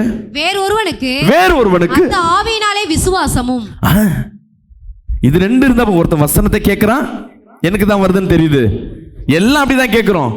ஆனா விசுவாசம் வரணும். இன்னைக்கு என் வாழ்க்கையில ஒரு மாற்றம் வரணும். அல்லேலூயா. நான் இன்னைக்கு ஆவியை குறித்து பேசும்பொழுது இன்னிலிருந்து நான் மாம்சத்துக்குரிய நல்ல ஆவிக்குரியவனாய் மாறுகிறேன் என்று இங்கேருந்து போய் நீ அங்க செயல்படு. இங்க கேட்கறத பொறுத்து உன் வாழ்க்கை மாறாது. அது வரம் இல்லை. நீ வீட்டில் போய் ஒரு வாரத்துக்கு ஒரு வசனத்தின்படி ஒரு செயல்பாடுகளை உன் வாழ்க்கையில மாற்றுனா அந்த வரம் உன் வாழ்க்கையில இருக்குன்னு அர்த்தம். இது 3த்துக்கும் நான் கேட்கிறேன், நீ ஊழியக்காரா இருக்கணுமா? சொல்லுங்க. பைபிள் கிளாஸ் போயிருக்கணுமா? ஸ்டேஜில் இங்கே ஏதாவது ஸ்டேஜில் நீ மெசேஜ் கொடு, சர்ச்சை கட்டு. ஒன்றும் சொல்கிறேன் ரகசியத்தை, சர்ச்சை நீ கட்டுன்னு வேதத்தில் யாரையும் சொல்ல தேவன் இங்கே சொல்லியிருக்காரா? இல்லை. ஆனால் வரங்கள் பாருங்க, இந்த எப்போ நீ ஆவியில் பிறக்கிறியோ இந்த 3 வரங்கள் நீ ஆட்டோமேட்டிக்காக பிறந்துடுற. வசனத்தை கேட்குற, வசனத்தை ஏற்றுக்கொள்ளுகிற, வசனத்தை விசுவாசிக்கிற. 4வது தான் படிங்க. வேறொருவனுக்கு ஆவியினாலே குணமாக்கும். ஹல்லேலூயா. இப்பதான் நோய்களை குணமாக்குற வரமா இருக்கு. சபையில பாஸ்டர் ஜெபம் பண்ணாதான் அற்புதம் இல்லை. நீ விசுவாசத்தோடு இந்த 3 வரம் இருக்குன்னா இயேசுவின் நாமத்துல இந்த வார்த்தையின்படியாக நீ சுகமாட்ட நீ ஜெபம் பண்ணி பாரு, உன் வீட்டுல சுகமாறத நீ பார்க்க முடியும். நான் உங்களை பார்த்து கேட்கிறேன், சின்ன சின்ன தலைவலி, சின்ன சின்ன ஜுரம், நீங்கள் யாருக்கா ஜெபம் பண்ணி நடக்கலையா? நான் ஜெபம் பண்ணியிருக்கேன், சில பேருக்கு அற்புதம் நடந்திருக்கோம், மட்டும் ஒரு ஆமென் சொல்லுவேன். அல்லேலூயா. இங்கே ஒரு 20 பேர் தீர்க்கதரிசிகள் இருக்கீங்க. இது நோய்கள் 4வது வரும், நோய்கள் 5வது வரும். படிங்க. வேறொருவனுக்கு அற்புதங்களை செய்யும் சக்தி. என் வாழ்க்கையில் ஒரு அதிசயம் கூட பார்த்தது இல்லைன்னு சொல்றவங்க மட்டும் கை தூக்கும். ஒரு அதிசயம் கூட பார்க்கல. நீ பார்க்கறதுலாம் அதிசயம் தான். ஒரு ஆமென் சொல்லுவேன். இந்த கொரோனாலேருந்து மீட்டு எல்லாருக்கும் கொரோனா வந்து உன் வீட்டு உன் தெருவுக்கு மட்டும் கொரோனா வரலனாவே அதே அதிசயம் தான். அல்லேலூயா. எல்லார் வீட்லயும் தண்ணி வந்து உன் வீட்டுக்கு தண்ணி வரலன்னா அது அதிசயம் தான். ஒரு ஆமென் சொல்லுவோமே. உண்மையா இல்லையா? யாருக்கும் அந்த 1000 ரூபாய் மகளிர் கிடைக்கலங்க, எனக்கு தான் முதல் அக்கௌண்ட்ல வந்ததுன்னா அது அதிசயம். ஒரு ஆமென் சொல்லுவோமே. ஏதோ ஒரு அதிசயம் உன் வாழ்க்கையில் நடக்காதனால உன் வாழ்க்கை தோற்று போன வாழ்க்கை அல்ல. இப்போ தேவன் ஆவியால் பிறக்கப்பட்டவங்க, நானே சொல்றேன்னு உன் வாழ்க்கையில் அதிசயமா நடந்ததுங்க. நான் காசு இல்லை நினைச்சேன், நான் பைய தேடின உள்ள இருந்தது சொல்லியிருப்பீங்க. சில நிறைய நேரங்கள் உன் வெறும் கூட விசேஷ கூடையா மாறும். இது அற்புதம். இது 5வது வரும். இதுக்கு ஊழியக்கார் தேவையா? 6வது படிங்க. வேறொருவனுக்கு தரிசனம் உரைத்தலும். தீர்க்க தரிசனம். தீர்க்க தரிசனம் என்ன சொல்லுங்க? தீர்க்க தரிசனம்னா உன் வாழ்க்கையில் நடக்கிற போரைகளை பேசுகிறது. நடந்து முடிந்தவைகளை பேசுனா சத்துரு தான் பேசும். தெரிஞ்சுக்க. நீ அப்போ இது பண்ண இப்ப இது பண்ணனா அது தீர்க்க தரிசனம் இல்லை, அது சத்துரு பேசுறது. உன் எதிர்காலங்களை பேசுவது, தேவனிடத்துல இருந்து வாங்கி கொண்டு பேசுவதுன்னா அது தீர்க்க தரிசனம். நிறைய பேர் பேசுவாங்க. இந்த கூட்டத்தில் இருக்கிறவங்க, யாரோ ஒருத்தர் குடும்பத்துல கஷ்டத்தோடு வந்திருக்கீங்க, கர்த்தர் இன்னைக்கு உன்னை தொடுறார், இது தீர்க்க தரிசனமா? அப்போ ஒரு மனிதனை தீர்க்க தரிசனம் என்பது உன் எதிர்காலத்தை குறித்து பேசுவது. நீ ஜெபம் பண்ணினா நிச்சயமாகவே கர்த்தர் உன்னிடத்தில் பேசுவார். நான் அநேக நேரம் சொல்லுவேன், கர்த்தர் உன்கிட்டே தீர்க்க தரிசனம் பேசியிருப்பார். நீங்க என்னைக்காவது தூங்கும்போது சொப்பனத்துல வர பிரச்சனையே தெரியும், ஐயோ ஏதோ பிரச்சனை வர மாதிரி தெரியுதுங்கன்னா அன்னைக்கு பிரச்சனை நடக்கும். அப்ப கர்த்தர் உன்னோடு பேசியிருப்பார். ஒரு ஆமென் சொல்லுவோமே. இது நீ தீர்க்கதரிசி, இதுக்கு ஊழியக்கார தேவையா? இது அவன் ஏமாத்துறான். இது குறி சொல்லுவது அல்ல, இது தீர்க்க தரிசனம் அல்ல. தீர்க்க தரிசனம்னா உன் வாழ்க்கையை மாற்றும். விசுவாசிக்கிற ஆமென் சொல்லுவோமே. இன்னைக்கு ஒரு வார்த்தை வந்த உடனே உன் வாழ்க்கை டக்குன்னு மாறும். தேவன் சொல்லுகிறார்னா அது நடக்கும். தேவன் பேசுகிறார்னா உன் மூலமா அதுல ஒரு கிரியை இருக்கும். விசுவாசிக்கிறாமே சொல்லுவோமே. இப்போ தீர்க்க தரிசனம் தெரிஞ்சு போச்சு, இது ஒரு வரும். அப்புறம் சொல்லுமா, வேறொருவனுக்கு ஆவிகளை பகுத்தறிதலும். ஆவிகளை பகுத்தறி அப்படின்னா என்ன அர்த்தம்? எங்க ஊழியக்காரர் எங்களுக்கு என்ன பண்ணணும்னா, ஒருத்தங்க அந்நிய பாஷையில ஜெபிக்கிறாங்கன்னா உண்மையாவே அந்நிய பாஷையில ஜெபிக்கிறாங்களா, உள்ள பிசாசு இருக்கான்னு தெரியும். ஏன்னா நீ அந்நிய பாஷையில் ஜெபிக்கும் போது ஆவியான உணர்த்திடுவார், அது நடிக்குது அப்படின்ட்டு. இன்னொருத்தவங்க உன்னை ஏமாத்துறாங்களான்னு தெரியும். இது ஜெபத்துல நான் சொன்னேன். குடும்பத்து வாழ்க்கையில பாத்தீங்கன்னா, நீ உண்மையா ஆவியில நிரம்புற பிள்ளையா இருந்தீங்கன்னா, உன்னை யாராவது ஏமாத்துறாங்க, உன்கிட்ட பொய் சொல்றாங்கன்னா கிட்ட பேசினாவே உனக்கு தெரிஞ்சிடும். அப்போ வரங்கள் இருந்தாதான் இப்படிப்பட்ட ஆவியை நீ பகுத்தறிந்து இதுல ஜாக்கிரதையா இருக்கும். இதுல இன்னொன்னு சொல்லலாம், அந்த ஒருத்தருக்கு பிசாசு பிடிச்சா அது உள்ள என்ன ஆவி இருக்கு, இதெல்லாம் அடுத்த கட்டம். முதல் பேசிக்கா இருக்க ஒரு மனுஷன் நம்மகிட்ட பேச வரான், அவனுக்குள்ள என்ன ஆவி உனக்கிட்ட கிரியை செய்யுது அதை நீ அறியணும். கடைசி வரும், படிங்க 9வது வரும். வேறொருவனுக்கு பற்பல பாஷைகளை பேசுதலும். பற்பல பாஷைகளை பேசுவது, இது 8. 9 பற்பல பாஷைகள் அந்நிய பாஷை. இங்க எத்தனை பேர் ஜெபிக்கும் போது அந்நிய பாஷை பேசுறீங்களோ அது 8வது வரும். படிங்க. வேறொருவனுக்கு பாஷைகளை வியாக்கியானம் பண்ணுதலும். பாஷைகளை வியாக்கியானம் பண்றது. இங்க பாருங்க, இதுவரையும் நான் சொன்னதெல்லாம் நீ ஆவியில நிரம்பினாவே ஓரளவுக்கு உனக்கு வந்துடும். இந்த கடைசி 2 இருக்கு பாத்தீங்களா, அந்நிய பாஷை. நீ அந்நிய பாஷை பேசும்போது நீ உண்மையா அந்நிய பாஷை பேசுறியா, அது கர்த்தரால் கொடுக்கப்பட்ட வார்த்தையான. நீங்க அந்நிய பாஷை பேசும் நம்ம என்ன எல்லாம் எப்படின்னா, மனுஷன் என்ன எதை பார்க்குதோ எதை கேட்குதோ அது ரிப்பீட் பண்ணினே இருக்கும். மனப்பாடம், மகப்புன்னு சொல்லுவாங்க. சின்ன வயசுல பார்த்ததை என்ன பண்ணி கொண்டிருப்போம், பேசினே இருப்போம், அப்படியே ரிப்பீட் பண்ணினே இருப்போம். கரெக்டா? இப்ப ஆரம்பத்துல நீ ஜெபம் பண்ணுவ, ஆவியில பிறந்த போது வரங்கள் வரும். ஓ ரபா ரபா ரபா ரபா ஏதோ ஒரு அந்நிய பாஷை. அதுக்கப்புறம் என்ன பண்ணுவேன், செத்து போயிடுவேன் ஆவியில. ஆனா அந்த அந்நிய பாஷை பேசுற பத்தி அது காது கேட்டிருக்கும், சிந்தனை பண்ணியிருக்கும். திருப்பியும் அதே மோள சத்தம், அதே பாட்டு வரும்போது திருப்பி அதே ரிப்பீட் ஆகும். தெரிய உனக்குள்ள அதுல ஒரு மாற்றம் தெரியாது. அந்நிய பாஷை உனக்குள்ள வருதுன்னா என்ன மாற்றம்னா, உன் உடம்புல ஒரு மாற்றங்கள் ஏற்படும். 2வது, நாளுக்கு நாள் கர்த்தர் புதிய புதிய பாஷைகளை கொடுப்பார். ஒரே வார்த்தை, ஓ ரிக்கா ரபா ரபா. எனக்கு தெரிஞ்ச ஒரு ஊழியக்காரமா ஒரே வார்த்தை தான் கடைசி வரையும் பேசின்னு இருப்பாங்க. ஓ ரிக்கா ரபா ரபா, ஓ ரிக்கா ரபா ரபா. இது அந்நிய பாஷையா? இது தேவனால் அனுப்பப்பட்டதா? இது நீ எந்த ஆவியும் தேவையில்லை, நார்மல் ஆவியிலே புரிஞ்சிக்கலாம். இது டுபாக்கூர். அப்ப அந்நிய பாஷை உனக்குள்ள வரணும்னா நீ ஜபிக்க ஜபிக்க அந்த வார்த்தைகள் மாறும். ஆரம்பம் ரிப்பீட் இருக்கலாம், ஆனா தொடர்ந்து வர வர வர வர வர வர அந்த அந்நிய பாஷையில் வித்தியாசம் இருக்கும். 9வது வர என்ன தெரியுங்களா, அந்த அந்நிய பாஷைக்கு வியாக்கியானம் பண்ணுவாங்க. நம்ம இடத்துல இப்ப மறிச்சு போயிட்டாங்க, ஏகமா சபைன்னு சொல்லிட்டு, பெரக்க சபைன்னு சொல்லி திருவட்டூர்ல. அதுல அந்த அம்மாவே என்ன பண்ணுவாங்க, அந்நிய பாஷை பேசிட்டு அதற்கு விளக்கத்தை கொடுப்பாங்க. இதெல்லாம் ரொம்ப, ஏதாவது 2 ஆவி 2 ஆத்மா. இப்போ நான் பெரியால நீ பெரியாலன்னு சொல்லி தான் போகிறோம், தவிர ஊழியம் நடக்கிறது இல்லை. இவங்க அந்நிய பாஷை பேசும்போது, நீங்கள் வாலிப பிள்ளைங்க அந்நிய பாஷை பேசுங்களேன், 3-4 பேர் ஒருத்தர் அந்நிய பாஷை பேச இவங்களை அறியாமல் கர்த்தர் பேசுவார். ஆனால் அந்த வார்த்தைக்கு தான் இது விளக்கம் வரும், நம்மளுக்கே தெரியாது. இதெல்லாம் ஆவியில் வளர வளர கர்த்தர் நமக்கு கொடுப்பார். அல்லேலூயா. விசுவாசிக்கிறாமேன்னு சொல்லுவேன். அப்போ இந்த 9 வரம் வாழ்க்கையில இருக்குன்னா, மீண்டும் சொல்றேன், இது எப்படி கொடுப்பார்? ஒருத்தனுக்கு அந்நிய பாஷையும் ஒருத்தனுக்கு தீர்க்க தரிசனம் அப்படி கொடுக்க மாட்டார். பகிர்ந்தளிக்கப்படுகிறதுனா என்ன அர்த்தம்? பகிர்ந்தளிக்கிறதுனா சமமாய் பிரிச்சு கொடுக்கிறது. அப்ப என்கிட்ட 25 கிலோ அரிசி இருக்கு, 5 பேர் வந்திருக்காங்க, நான் எப்படி கொடுக்கணும் ஆளுக்கு? இது உங்க கணக்கு. தேவன் பாப்பாரு, இந்த அம்மா குடும்பத்தில் எத்தனை பேர் இருக்காங்க?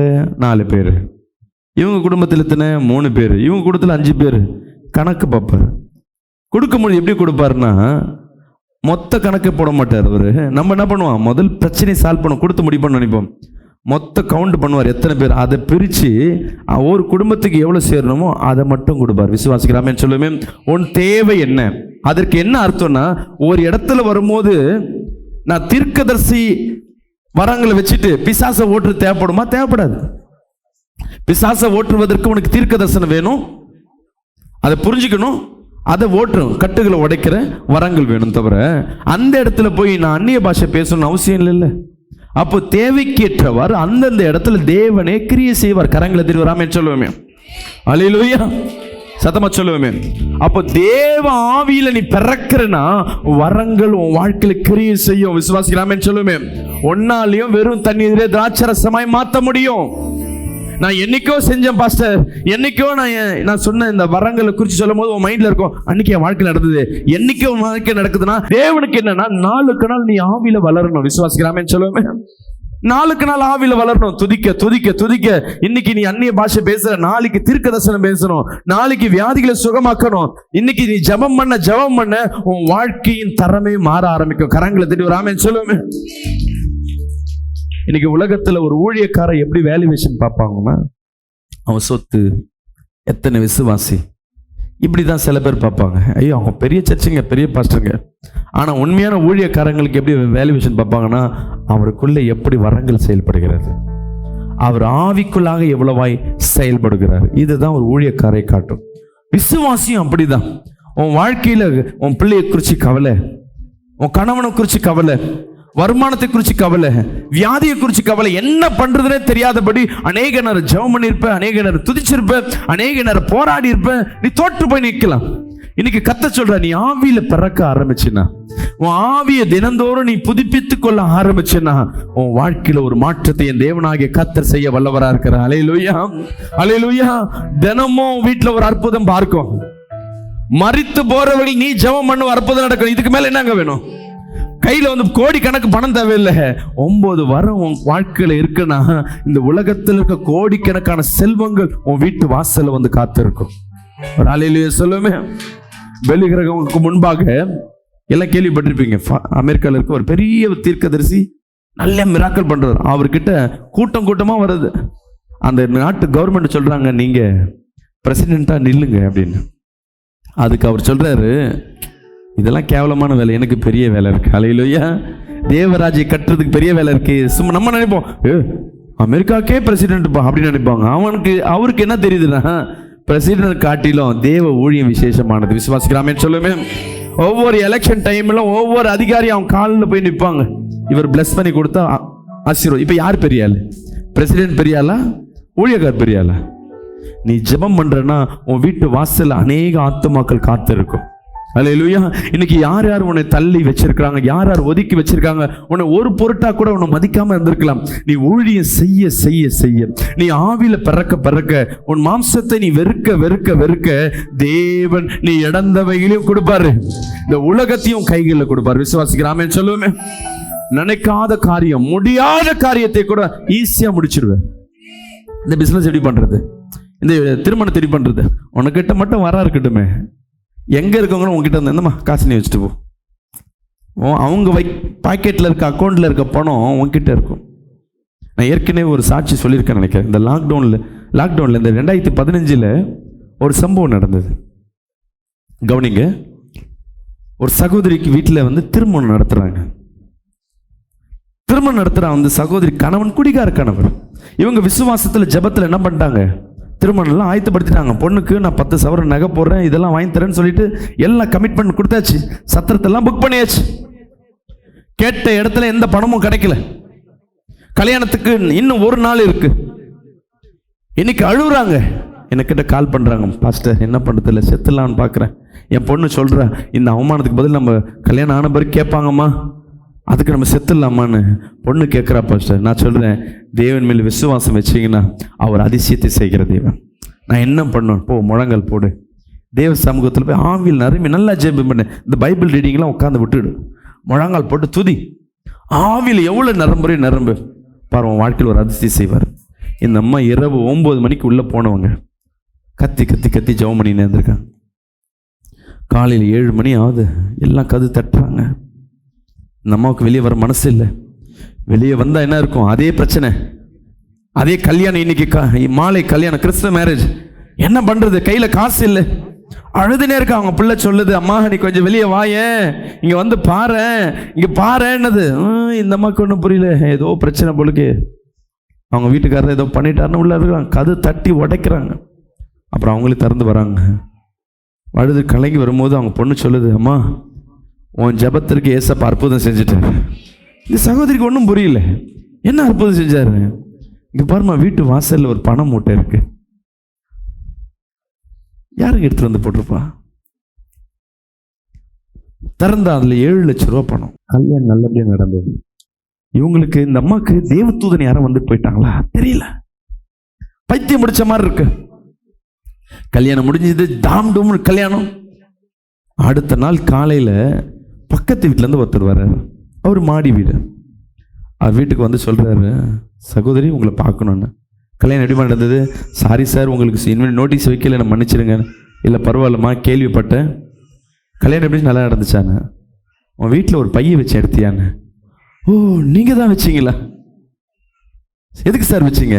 அதுக்கு கேட்டதுக்கு அவர் சொல்கிறாங்க, இந்த 500 ரூபா 1000 ரூபா செல்லாதுன்ட்டாங்க, இப்போ என்னால் மாற்ற முடியாது. என்கிட்ட இருந்தால் ரிஸ்க்கு, நீ வச்சுக்கோ. இப்போ என்னால் முடியாது, பொறுமையாக கொடு, பொறுமையாக கொடு. உன்னால் எப்போ கொடுக்க முடியுமோ அப்போ கொடு, பார்த்துக்கலாம். இப்போ இது சகோதரிக்கு கடவுள் யார்? இப்போ அந்த வந்திருக்க மனுஷன், அந்த மனுஷனை யார் அனுப்பிச்சிருப்பான்னு நினைக்கிறீங்க? ஒன்று ஆசீர்வதிக்கணும்னா, நீ அபிஷேகத்தில் இருக்கிறன்னா, நீ ஆவியில பிறந்திருக்கிறன்னா, இன்னொருத்தர் கத்தர் உழுக்க ஆரம்பிச்சிருவார். அல்லேலூயா. மற்ற ஆசீர்வாதம் உனக்காய் கத்தர் வைத்திருப்பார். மற்றவங்க மாளிகை உனக்காய் கொடுப்பார். மற்றவங்க அழகா வீடை கட்டி வச்சிருப்பாங்க, ஆனா அதுல அவங்க பிரவேசிக்க முடியாது. கர்த்தர் உன்னை கொண்டு பிரவேசிக்க வைப்பார். அவர் ஆமென் சொல்லுவோமே. அல்லேலூயா. ஒருத்தவங்க அழகா பைக் வச்சிருப்பாங்க, ஆனா அவங்க ஓட்ட முடியாது, நீ தான் வாங்கி ஓட்டியிருப்ப. கர்த்தர் உனக்காய் வைத்திருக்கிறது. நீ நினைப்ப என் பேர்ல, உன் பேர்ல தேவையில்லைங்க. உனக்கு வேணும்னா நீ ஆவியில பிறக்க பிறக்க பிறக்க இந்த உலகமே உனக்கு ஆசீர்வதிக்கப்படும். ஹல்லேலூயா. இது அற்புதங்கள் காணப்படும். நீ டெய்லியும் நீ ஒரு அற்புதத்தை பார்க்கலாம். நீ தினந்தோறும் வாழ்றது, பேசுறது, உன்னை சூழ்ந்திருக்கிற ஒவ்வொரு காரியமும் உன் வாழ்க்கையில் ஒரு அதிசயத்தை பார்க்க முடியும். கரங்களை தட்டி ஒரு ஆமென் சொல்லுவோமே. கடைசியா ஒரு வசனத்தை படிச்சு முடிப்போம். அப்போஸ்தலர் 4ஆம் அதிகாரம் 31ஆம் வசனத்தை வாசிப்போமா? அவர்கள் ஜெபம் பண்ணின போது அவர்கள் கூடியிருந்த இடம் அசைந்தது. படிமா. அவர்கள் எல்லோரும் பரிசுத்த ஆவியினால் நிரப்பப்பட்டு தேவ வசனத்தை தைரியமாய் சொன்னார்கள். ஒரு ஆமென் சொல்லுவோமே. நீ ஆவியில நிரப்பப்படுகிறன்னா, பரிசுத்த ஆவியானவர்ல நிரப்பப்படுகிறன்னா, உன் இடம் அசைக்கப்படும். நம்ம ஜெபிக்கிறது பக்கத்துல இருக்க கற்பாம்பூச்சி கூட நவராது, பேய் எங்க நவருது? ஆனா உண்மையா நீ ஆவியில ஜெபிக்கிறன்னா, ஒரு சாட்சியை உங்க இடத்துல சொல்லி கடைசியா இந்த செய்தியை முடிக்க விரும்புறேன். ஒரு மிஷினரி ஒரு சாட்சி எழுதியிருந்தார். அவர் பீகார்ல போய் ஒரு ஊழியம் பண்றாரு. இங்க கவனிங்க. அந்த இடத்துல பாத்தீங்கன்னா, அந்த ஊர்ல பாத்தீங்கன்னா நக்சலைட்னு சொல்லி தீவிரவாதிகள் இருப்பாங்க, கேள்விப்பட்டிருக்கீங்களா? வருவாங்க, அந்த ஊரை கொளுத்துவாங்க, உள்ள இருக்கிறதெல்லாம் எடுத்துன்னு போயிடுவாங்க. போலீஸாரெல்லாம் ஒன்றும் செய்யக்கூடாது. அவன் நினைச்சாங்கன்னா போலீஸ் ஸ்டேஷனே கொளுத்திட்டு போயிடுவானுங்க. போலீஸில் இருக்கிறத காட்டில் இவங்க கிட்ட வெப்பன்ஸ் ஜாஸ்தி இருக்கு. இந்தியாவில் வந்து எவ்வளோ சொல்றாங்கல்ல, உள்ளுக்குள்ள இருக்க நக்சலைட்டே அவங்களால ஒன்றும் பண்ண முடியல. இதுதான் இந்தியாவோட நிலைமை. இது அப்புறம் இருக்கட்டும். இந்த சூழ்நிலையில ஒரு மிஷினரி இருக்கிற அந்த கிராமத்தில் ஒரு தீவிரவாதிகள் உள்ள போடுறாங்க, நக்சலைட்டுங்க. போய் எல்லா வீட்டையும் கொளுத்துறாங்க. அப்போ வந்து பக்கத்து வீட்டுக்காரர் சொல்லிட்டு போறாரு, நீ என்ன பண்ண, வீட்டை காலி பண்ணிட்டு சீக்கிரம் போ, உயிரை காப்பாத்திக்கோ. அவங்க போன பிறகு எல்லாம் வந்திருக்க, முதல்ல இருக்கிறத எடுத்துட்டு ஓடுன்ற. இவங்களுக்கு இந்த டைம் 10 மணி டைம் வந்து ப்ரேயர் பண்ற டைம். ப்ரேயர் பண்றாங்க, ஜெபிக்கிறாங்க. அப்போ அந்த வீட்டை கொளுத்துவதற்கு அங்க நக்சலைட் உள்ள வர்றாங்க. உள்ள வந்து ஜெபம் பண்றாங்க. அதுக்கு ஓடுறீங்களா, நான் கொளுத்துட்டுமான்னு கேட்கிறாரு. அதுக்கு அந்த பாஸ்டர் என்ன சொல்றாரு, நாங்கள் ஒரு 10 நிமிஷம் ஜெபம் பண்ணிக்கிறோமே, நீங்கள் கொளுத்துனா கொளுக்க, இல்லை 10 நிமிஷம் கழிச்சு நீங்கள் கொளுத்திக்கிங்கன்னு. இந்த ஆளுக்கு ஒன்றும் சொல்ல முடியல. சரி, மற்றதெல்லாம் கொளுத்திட்டு இது வருவோம்னு சொல்லிட்டு என்ன பண்ணாங்க, போயிட்டாங்க. போயிட்டு ஒவ்வொன்றும் கொளுத்தும் பொழுதும் பார்த்தீங்கன்னா திரும்பி பார்க்குறாங்க, எல்லா வீடும் எரியுது, இவங்க வீடும் எரிஞ்சிக்கின்னு இருக்கு. யார் வீடு? பாஸ்டர் வீடு எரிஞ்சிருது. சரி, அது வீடை தானாக எரியுதுன்ட்டு என்ன பண்ணாச்சு, இந்த தீவிரவாதிகள் கடந்து போயிட்டாங்க. இந்த ஊரை விட்டு ஓடினாங்க பாருங்க, அவங்க ஓடியாடுறாங்க. ஓடியாந்து பார்த்தா, உன் வீடு மட்டும் எரியாமல் எப்படி இருக்கு தெரியலையே. ஆனா தீவிரவாதி கண்ணுக்கு எப்படி இருக்கு, அந்த வீடு எரிந்து கொண்டிருக்கு. விசுவாசிக்கிறாமேன்னு சொல்லுவேன். உலகத்தை அசைக்கிற வல்லமைகள் அந்த இடத்துல காணப்பட ஆரம்பிச்சது. இது இதோட முடியல. ஒரு 3 ஆண்டுகளுக்கு அப்புறமேட்டு இவர் ஒரு இடத்துல சாட்சி கொடுக்கிறாரு. ஒரு கூட்டத்தில் போய், இந்த மாதிரி நான் ஒரு இடத்துல ஜெபம் பண்ணி கொண்டிருந்தேன், எனக்கு கொளுத்த வந்தாங்க, எப்படி போனாங்கன்னே தெரியல. ஆனால் தேவன் என்ன பண்ணா தெரியல, எங்கள் வீடு மட்டும் நான் கொளுத்தாம போயிட்டாங்கண்ணா. அதுக்கு கூட்டத்துல இருந்து ஒருத்தர் வந்து அழுதுகிட்டு மேலே ஓடியாடுறாரு. ஐயான்னு சொல்லிட்டு காலில் விடுறாரு, நெஞ்சில் பட்டு பட்டுன்னு அடிச்சுக்கிறாரு. யாருன்னு கேட்டா அந்த எனக்கு தெரியலையான்னு கேட்குறாரு. எனக்கு தெரியலன்னு. உங்களை கொளுத்த வந்த ஆள் நான். நீங்கள் என்கிட்ட சொன்னீங்க ஒரு 5 நிமிஷம் கழிச்சு கொளுத்திக்கன்னு. நாங்கள் திரும்பி பார்க்கும் போது உங்கள் வீடு பற்றி எரிந்து கொண்டு இருந்தது. எங்கள் கண்கள் பார்த்தது. நாங்கள் நினச்சோம் இன்னொரு கூடையில் இருக்க தீ பற்றி இருக்குன்னு சொல்லிட்டு நாங்கள் போயிட்டோம். இன்னைக்கு உங்கள் வீடு எரியலன்னும் பொழுது எனக்கு சந்தோஷமா இருக்கு. நீங்கள் வணங்குற தேவன் அதிசயமானவர். அன்னைக்கு அந்த கூட்டம் முழுவதும் ஒரு 5 பேர் அன்னைக்கு ஜெம்ஸ் ஊழியத்தில் ஏற்றுக்கொண்டாங்க. ஆமீன். நண்பது தேவ பிள்ளையே, நீங்க ஜெபிக்கிறன்னா, நீ ஆவியில பிறக்கிறன்னா, உன் வீட்டில் ஒரு அசைவு இருக்கும். ஹல்லேலூயா. உன் பிள்ளை வாழ்க்கையில் ஒரு அசைவு இருக்கும். உன் ஊழியத்தில் ஒரு அசைவு இருக்கும். உங்க செப்ப வாழ்க்கையில் ஒரு அசைவு இருக்கும். இதே வந்தோம் பைபிளை தூக்கணும், போனோம், வீட்டில் போனோன்னு திருப்பி தூக்கி போய் மேலே வச்சுட்டு அதே வாழ்க்கை, திருப்பி சண்டே வந்தா அதே இது இல்லை. நீ வாழ்க்கைக்கு போற. இன்னைக்கு தேவன் ஆவியில பறக்கிறார்னா இன்னிலேருந்து நீ ஆவியில ஜெபிக்க ஆரம்பிச்சிடுங்க. நாங்கள் ஏங்க எனர்ஜி போய் என்ன பண்றோம், ஆவி அபிஷேகத்தில் வழி நடத்தி கொண்டிருக்கோம். காரணம் என்னன்னா, நீங்கள் ஆவியில் பிறக்க ஆரம்பிச்சிட்டாவே உங்களுக்கு நான் ஜெபம் பண்ண தேவையில்லை. அல்லேலூயா. நான் வேற யாருக்கா ஜெபம் பண்ண போயிடுவேன். ஒரே விசுவாசிக்கு வருஷம் நான் ஊழியம் ஆரம்பிச்சதுலேருந்து இப்போ வரும் ஜெபிக்கிறேன்னா, நீயும் வளரல, என்னையும் வளர விடலை. நீ ஆவியில் ஜெபம் பண்ண ஆரம்பி. உன் வாழ்க்கையில் கர்த்தர் அற்புதங்களை செய்வார். என்ன முடியாத அற்புதம் செய்வார். நீ வேலையில் செய்ய முடியாத வேலையில் சின்ன ஜெபம் பண்ணினா அந்த வேலையை வேற ஒருத்தர் செஞ்சு கொடுப்பாங்க. அல்லேலூயா. விசுவாசிக்கிறாமேன்னு சொல்லுவேன். ஆண்டவரே என்னால் செய்ய முடியல, நான் என்ன பண்ணுவேன்னு கர்த்தர் செய்வார். உன் நினைவுகளை ஜெயமாய் மாற்றுவார். ராமேன்னு சொல்லுவேன். நான் போன ஆண்டு மலேசியா சிங்கப்பூர் தேசத்துக்கு போயிட்டு இருந்தேன். அதில் சிங்கப்பூர் தேசத்தில் மட்டும் எனக்கு விசா கிடைக்கல, லேட் ஆயிடுச்சு. கடைசி வரும் பிரச்சனையாக இருந்தது. அதில் இருக்க பாஸ்டருங்களும் கொஞ்சம் திமிரு பிடிச்சோம். பணம் வசதி இருக்கிற ஒரு நாடு இந்திய உலகத்து சவுத்தில் பார்த்தீங்கன்னா அது வசதியான ஒரு நாடு, சுத்தமான நாடு. அங்கே போனால் அந்த ஊரில் போனால் அந்த பாஸ்டர் மரியாதை கொடுத்தாரு. ஆனால் அவர் கொடுக்குற மரியாதை எனக்கு என்ன பண்ணல, பத்தல. எனக்குள்ள ஒரு வைராக்கம் வந்தது. இந்த ஊரில் தானே எனக்கு விசா கிடைக்கல, இங்கே ஒரு சர்ச்சை ஆரம்பிக்கணும். என்ன சர்ச்சை ஆரம்பிக்கணும். அங்கேயே ஜெபம் பண்ணுறோம், 2 விசுவாசி கிடைக்கிறாங்க. ஜெபம் பண்ணிட்டு வந்துட்டோம். அடுத்த ஜனவரி மாதம் இங்கே சர்ச்சை ஆரம்பிக்கிறோன்னு வந்தாச்சு. நான் இங்கே வந்து நிறைய சொல்லியிருந்தேன், அடுத்த வருஷம் ஜனவரி சிங்கப்பூரில் நான் சர்ச்சை ஆரம்பிக்கிறேன். ஆனால் எனக்கு நவம்பர் மாதம் வரையும் சர்ச்சைக்கு இடம் கிடைக்கல. நவம்பர் மாதம் எண்டில் அந்த பிரதர் கால் பண்ணுறாரு, ஐயா நம்ம சிங்கப்பூரில் மெயின்லேயே லிட்டில் இந்தியாலேயே அந்த ஏரியாலேயே ஒரு இடம் கிடச்சிச்சு, நம்மளுக்கு 3 மணி நேரம் பர்மிஷன் ஃப்ரீயாக கொடுக்குறாங்க. ராமேன் சொல்லுவேன். இப்போ இடம் கிடச்சிச்சு, இப்போ நான் போகணுமே. எனக்கு இங்கே ஜனவரி மாதம் இங்கே ஊழியம் பிஸியாக இருக்குது. நான் எப்படி இப்போ சரி மார்ச் மாதம் வச்சுக்கலாம், சும்மாவே நான் டேட்டு தள்ளுறேன். இப்போ பார்த்தா எனக்கு விசா கிடைக்கல. எனக்கு விசா யாராவது என்ன பண்ணணும், அங்கேருந்து எனக்கு இன்வைட் பண்ணணும். இப்போ ஏற்கனவே போன பாஸ்டர் கிட்ட வந்து நாங்கள் சர்ச்சை ஆரம்பிக்கணும் எனக்கு கொடுப்பாங்களா? கொடுக்க மாட்டாங்க. யார் கொடுப்பாங்க? எனக்கு கால் பண்ணி, பாஸ்டர் நீங்கள் எப்போ வர நீங்கள் வரலையா? தேவ திட்டம் உன் வாழ்க்கையில் இருக்குன்னா, அல்லேலூயா, ஆவியான ஆளுகை உனக்குள்ள இருக்குன்னா தேவ திட்டம் தானாய் நடக்கும். விசுவாசிக்கிறாமேன்னு சொல்லுவேன். நேற்று ப்ரேயரில் இருக்கும், திடீர்னு கால் பண்ணி, பாஸ்டர் உங்கள் பாஸ்போர்ட்டை மட்டும் உடனே அனுப்புங்களேன். ஏன் அனுப்ப சொன்னது தெரியல. அனுப்பின ஒன்று யாரையோ பிடிச்சி எனக்கு விசா போட்டு விசா வந்துடுச்சு. விசுவாசிக்கிறாமேன்னு சொல்லுவேன். இப்போ மார்ச் மாதம் நான் போய் ஆகணுன்ற ஒரு கட்டாயத்துக்கு வந்தாச்சு. இடம் கிடைச்சாச்சு, விசா கிடைச்சாச்சு. இப்போ ஆரம்பிக்கிறது நான் யோசிக்கிறேன், நான் ஒரு ஆள் எப்படி போய் நடத்துறது. நேற்று ஈவினிங் ஒரு லண்டன்லேருந்து ஒருத்தர் கால் பண்ணுறாரு, சரி ஜெர்மன் தேசத்துலேருந்து ஒருத்தர் கால் பண்ணுறாரு. கால் பண்ணி, பாஸ்டர் ஏதோ பேசும்போது நான் சொன்னேன் மார்ச் அங்கே போகிறேன்னு, நம்ம 2 பேர் சேர்ந்து அங்கே சர்ச்சை நடத்தலாமே. அவர் பெரிய ஊழியம். அவங்க வந்து இந்திய தேச உலகம் முழுவதும் ஒரு 500 சபை கலைகள் வச்சுருக்காங்க. நம்ம 2 பேர் சேர்ந்து அங்கே நடத்தலாமே. அவர் என்கிட்ட பர்மிஷன் கேட்குறாரு. பாருங்க, ஒவ்வொரு காரியம் தேவ திட்டம் நீ நினைச்சா போதும், அந்த திட்டத்தை நிறைவேற்றுகிறவர் தேவனாகிய கர்த்தர். அல்லேலூயா. இப்போ எனக்கு போடுவதுக்கு டிக்கெட்டுக்கு காசு கிடையாது.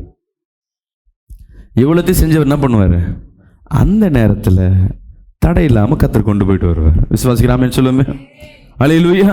அப்ப தேவன் நம்மளை எப்படி வழி நடத்துவார்னா, நீ நம்ம சித்தத்தை விட்டுட்டு தேவ சித்தத்துக்கு ஒப்பு கொடுத்து மாம்சத்துக்காய் ஓடாதபடி நீ ஆவிக்காய் நீ ஓடணும். அது என்ன பாச திருப்பி திருப்பி சொல்றீங்க ஆவி ஆவின்னு? நீ ஆவில் நிரம்பி ஜெபிச்சினேரு, உன் வாழ்க்கை தானாய் மாறும். விசுவாசிக்கலாமே சொல்லுவேன்.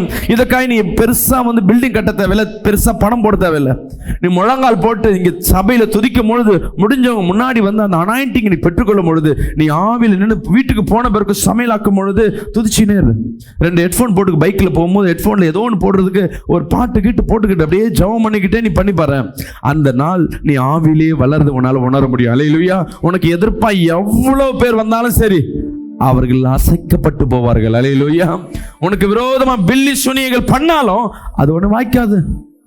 எங்க உங்களை பண்ற பில்லி சுனி எங்களை பண்ணாதுங்களா? எங்களை காட்டில் நீங்க தான் அதிகமா ஜெபிக்கிறீங்க. அப்ப ஏன் எங்களுக்கு நாங்க ஆவியில என்ன பண்றோம்? வளர்ந்து கொண்டிருக்கோம்.